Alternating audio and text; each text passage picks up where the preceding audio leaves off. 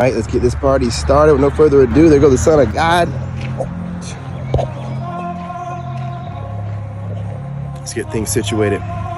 Grand Rising, what's going on with you? What's going on TikTok? What's going on YouTube? It's your boy King David. Let's go, let's get it. The Black Wolf, you know what I'm saying? Members, hey listen, I'm doing the best I can to get a video out. You know what I mean? I'm just getting things together. Bear with me. You know what I'm saying? I will be going live pretty much most of the day today. I got some good sleep last night. I've been needing to get my sleep together, y'all. So I finally got it together. I'm a guy of routine and schedules. I'm a military guy. I can't help it. So, you know, I've slept. You know, so I'm good to go. And here we go, right? Look, y'all. You see the title. The narcissist always seeks approval from those that hurt them most. Now, to their detriment, you know what I'm saying? That's going to be an issue all their life. They normally always go back to the person that they were a victim to, which is normally like a parent, a caretaker, a grandparent, you know, a step parent, a legal guardian, whoever, you know, mentor, whoever hurt them as a child or whatever, that started this trauma, you know what I'm saying, bond, and, you know, this perpetual looking for people to take care of them while also kind of hating the person that they're with that's taking care of them. But that's all stemming from the fact that the person that hurt them the most is the person that was taking care of them. It's all kind of childhood traumas, right? But I'm not trying to say that these people don't deserve to be treated like the way that they're treating other people. They definitely deserve to be treated like they treat other people. At a certain age, it doesn't matter if, you know, you had all these childhood traumas from a parent, a caretaker, or whatever. We're all adults. We're all adults at a certain age, you know, definitely by 25, 26.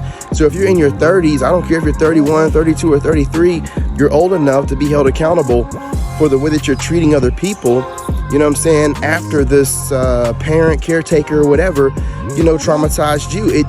It's not your place to traumatize other people because you were traumatized. That's crazy. So what we're doing here is we're just trying to, you know what I'm saying, if we can, we're not going to never get these people to identify or, you know, understand where we're coming from or change, in my opinion. Because whenever they feel change, it's weird. Whenever they feel change with somebody or they feel like someone's getting close to them, they automatically run back to whoever it was that traumatized them because the bond they have with them, they don't want anyone, like that person that traumatized them has put, you know, their mark on them, right? So now they're marked, they can't develop any kind of real relationship with anybody else. Anybody else they're with is just like fun to them. So they can go back to that person that traumatized them and they'll always go back to them, and then they'll, you know, the person that traumatized them will talk bad about the person they're with, and they'll kiki and laugh about it, and they'll convince that you know, narc, you know, that, you know, the person they're with or the person they're around or the person they like to be around ain't really all that they're cracked up to be. They're always doing this kind of stuff. But see, you got to blame the narcissist, though. You cannot blame the person they're going back to because no one's making them go back. They just go back whenever they feel like they're about to be vulnerable. They go back whenever they feel like they want it to be, you know, easy for them, where they can argue with somebody, fuss and fight with this person and still be able to do what they want to do while being taken care of to a certain extent, because you know that narc parent does take care of them to a certain extent because they have to legally, right? But they treat them like crap. And then that person, that child narc, ends up developing this horrible, weird, you know what I'm saying, Stockholm syndrome thing, and develops the same characteristics of the person that traumatized them. So they're just the same person. And, you know, I don't care what you think. If you think back on the narc you're with, if you ever encounter the parent narc, they're just like them. They probably look like them too.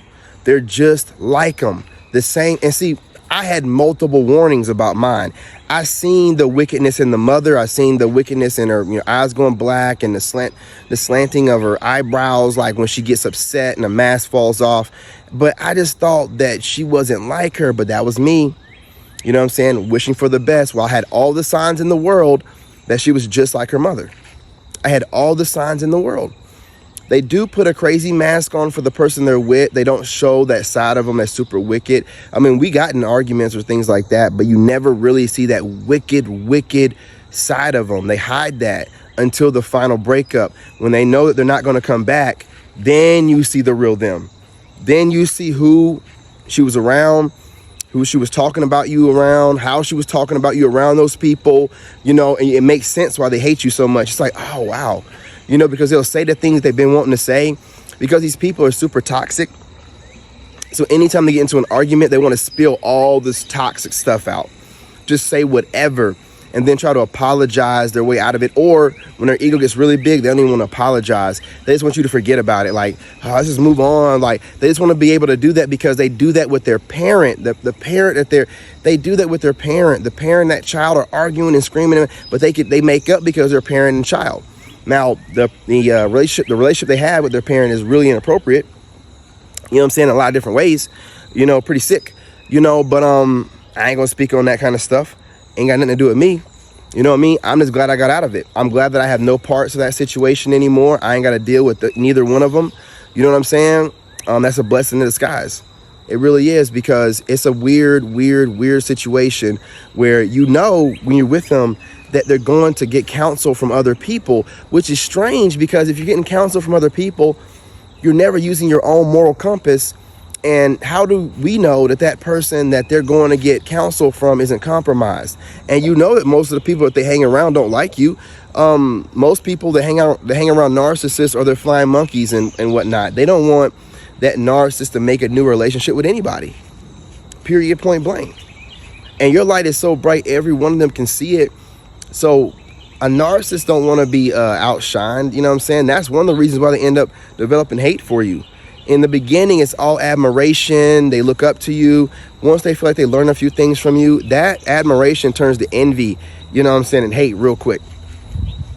Real quick. They will treat you worse than they treat the people that they hate the most, you know, because they just, I don't know.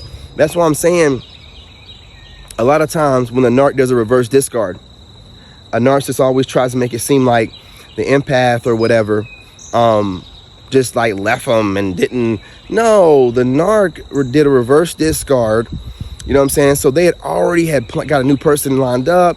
They had their things packed up. They've already talked to the family about it. You know, so you can see, well, if you're any kind of empath, you can see all this stuff going on. And you're like, I know these fools don't think I can't see that they're all conspiring together, and she's always sliding off to the side and on the phone, smiling and stuff.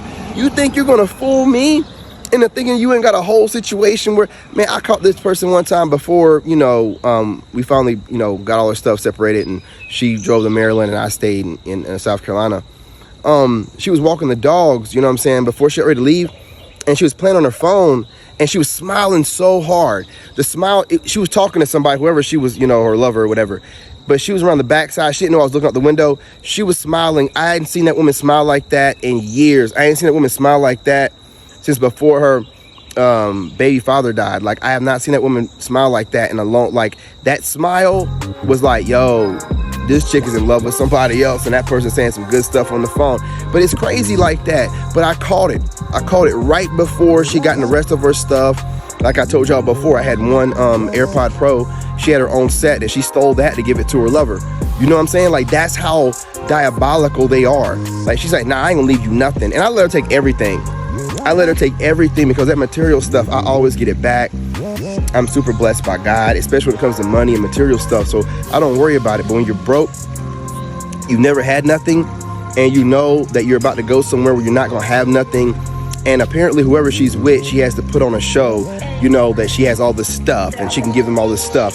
Well, here's the thing about it. I know I'm the money maker, so I knew that stuff and that money would run out, and the real her would be shown.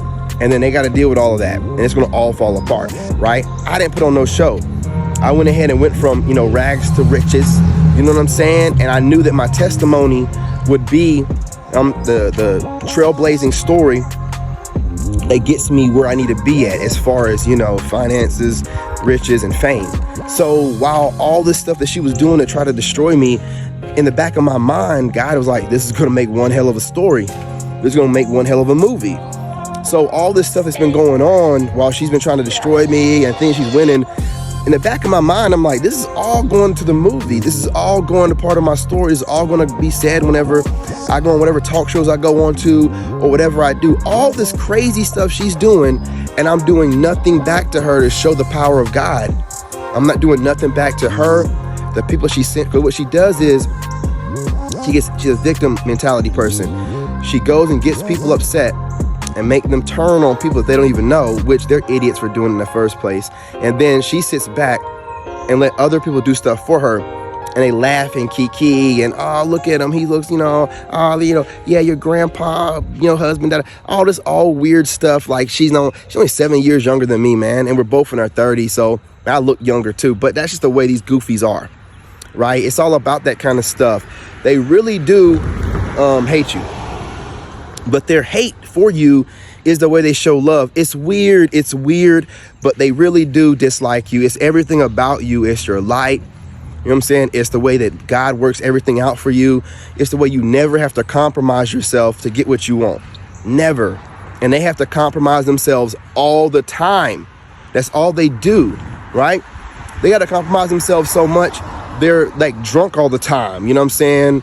Or, smoking too much and high all the time, and just stay in this state all the time because they're so miserable. They're so miserable with their life. So, and then when they're in this drunken state or, high out their mind or whatever, they're doing this weird stuff, having threesomes and all this weird sex they're going to regret later.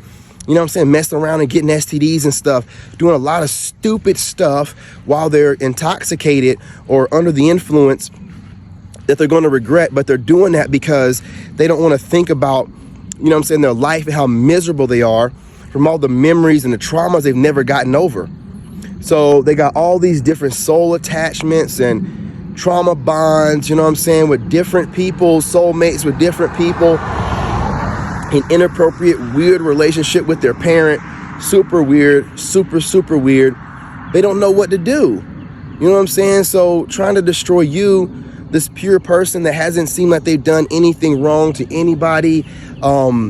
They feel like you're kind of gullible, and they're like, how are you gullible and all this and that? And you've never had any problems. Like I've had problems all my life. I just and that and the third, man, you've had problems too. You're just not a victim mentality person. That's life. So you don't sit here and blame your parent for the rest of your life or however strict that parent was. You get it out, you say what you have to say, and you move on. It was a different time back then, so parents are going to be a little bit different. When you got this victim mentality type of person, which is the younger generation nowadays, they want to sit here and blame the parents and blame everybody and it's never no finger pointed at them or, well, what are you doing to cause, you to perpetually be put in situations where you're around the same type of people. You got to take some type of accountability at some point in time. Once you start doing that kind of stuff, right, you start saving yourself, which that's the problem with these narcissists. The parent or the guardian that weakened them or traumatized them, they're always looking for a parent or guardian type person to save them. And they never save themselves. And that's the reason why they're in the situation they are. Whereas you, no matter what situation you're put in, you always save yourself. You always save yourself because God is in you. Therefore, God is saving you, and you're saving yourself. You don't wait around for your codependency to have somebody come in and make you feel good for the situation you put yourself in. No, you fix that situation you put yourself in. You're not a codependent anything, and you're proud of yourself, and you can walk around with your chest out.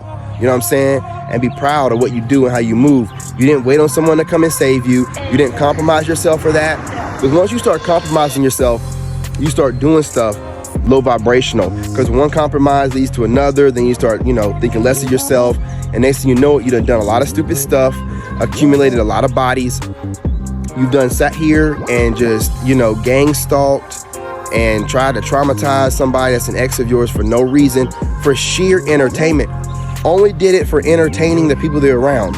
Also try to destroy you because, these people don't want you to ever do better after leaving them because they take it like a personal slight. Has nothing to do with them, but they're crazy like that. You're their property. You know what I'm saying? But they literally did it just to entertain their new person, their family members. It was just to give entertainment. It was their way. It's kind of like a narc way of getting over you, right? By slandering you, by mocking you, by shaming your name to whoever, so they can feel good like, okay, I reverse discarded them, and now everybody thinks they're trash, and then I left them in a situation where they're pretty much, you know, bombed out and depleted. Okay, looks like I'm the good one in this situation, you know, I'm good to go. But when I started rising up, that's why they had heavy foot on my neck. Before I even got anywhere on YouTube or whatever, they knew my potential. So like, we got to make him look crazy to everybody or something, you know what I'm saying? Because I'm the crazy one for leaving a guy like that. Don't worry about it. God's got it. God took care of it. So again, all you did, and all family members and friends of what y'all did, and you know, going to get things done by practitioners and all this other stuff you had going on with spell magic, it did nothing but make me into a greater person for the people. And that people rock with me. My people rock with me. Anybody that don't like me because of what I look like online when I was going through it, or anybody you know, they don't matter. They're nobodies. They don't matter. You know what I'm saying? The only thing that matters is my soul tribe. And honestly, as long as my heart and soul is aligned properly with God, that's all that really matters to me. You know what I'm saying? I'm glad I got the soul tribe, but I'm more so on the, as long as I'm aligned with God, I'm good to go, right? But look, y'all, it's early in the AM. I want to go live. Wrap this video up. You know what I'm saying? You know how we do. Love myself. Love yourself. Love God. And I'm out.